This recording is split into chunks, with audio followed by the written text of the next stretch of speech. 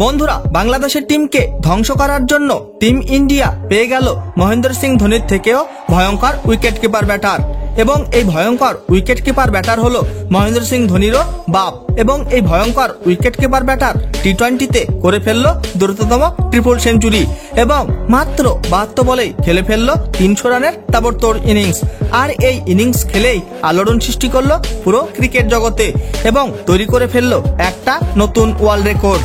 আপনারা যদি জানতে চান যে কে এই ভয়ঙ্কর উইকেট কিপার ব্যাটার, তাহলে বন্ধুরা ভিডিওটি লাইক করে চ্যানেলটাকে সাবস্ক্রাইব করে রাখুন। বন্ধুরা, এই সময় খেলা হচ্ছে ভারত এবং বাংলাদেশের মধ্যে দুটি টেস্ট ম্যাচের সিরিজ। আর এই প্রথম টেস্ট ম্যাচ টিম ইন্ডিয়া 280 রানের বিশাল বড় ব্যবধানে জিতে নেয় বাংলাদেশকে হারিয়ে।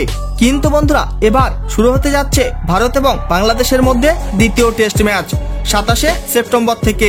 আর এই টেস্ট ম্যাচ শুরু হয়ে যাবে ভারতীয় সময় সকাল 9:30 কানপুরের মাঠে। কিন্তু বন্ধুরা, তারপর এই টি-20 সিরিজে বাংলাদেশের টিমকে ধ্বংস করার জন্য টিম ইন্ডিয়া পেয়ে গেল টি-20-র একটা ভয়ঙ্কর উইকেট কিপার ব্যাটার।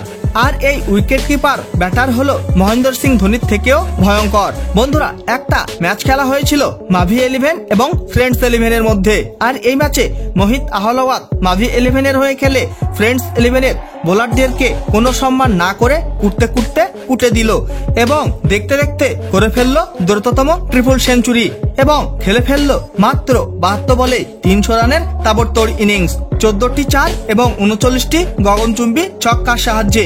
বন্ধুরা, মোহিত আহলাওয়াত 4 এবং ছক্কার সাহায্যেই করে ফেলেছিল 290 রান এবং তৈরি করে ফেলেছিল একটা নতুন ওয়ার্ল্ড রেকর্ড। বন্ধুরা, মোহিত আহলাওয়াত কি পারবে মহেন্দ্র সিং ধোনির থেকেও ভয়ঙ্কর উইকেট কিপার ব্যাটার হয়ে উঠতে?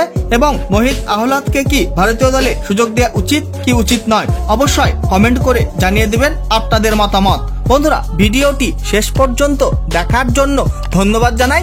তাহলে দেখা হবে নেক্সট কোনো ভিডিওতে।